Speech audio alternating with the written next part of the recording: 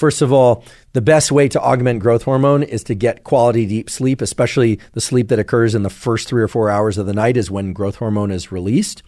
And it's going to be beneficial to avoid caloric intake in the 2 hours preceding sleep. Again, don't go to bed so hungry that you wake up an hour or an hour and a half later or you have trouble falling asleep, but avoiding food intake in the 2 hours prior to sleep and certainly avoiding alcohol and cannabis is going to facilitate growth hormone release in the first hours of sleep.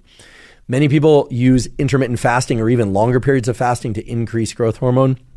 One of the interesting things I learned from an expert guest, Dr. Kyle Gillette, who's a medical doctor on this podcast, is that indeed, while lengthier fasts or intermittent fasting can increase growth hormone levels very substantially, it has indirect effects on the genetic pathways and the receptors for growth hormone that actually are detrimental for the function of growth hormone. So avoiding food for the 2 hours prior to bedtime is a good idea. If you avoid food for longer, that's just going to assist even more. Certainly isn't going to hurt in terms of growth hormone release. But extended fasts specifically for the purpose of increasing growth hormone are not really logical when you look at the broader effects of extended fasts. That is not to say that extended fasting is not appropriate for some people. It can be in certain instances, or that intermittent fasted, so-called time-restricted feeding, is not beneficial for some people. It can be.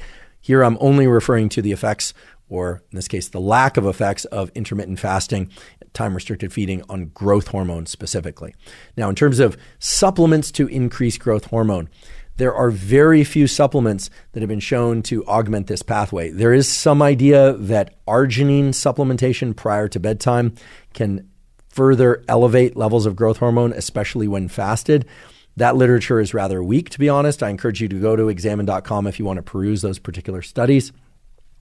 Really, the things that increase growth hormone very potently fall outside the realm of supplementation. They include exercise. Again, look at the Duncan French episode or in the Kyle Gillette episode on optimizing hormones in males in particular, but this also pertains to females, that avoiding food 2 hours prior to bedtime really can boost growth hormone significantly.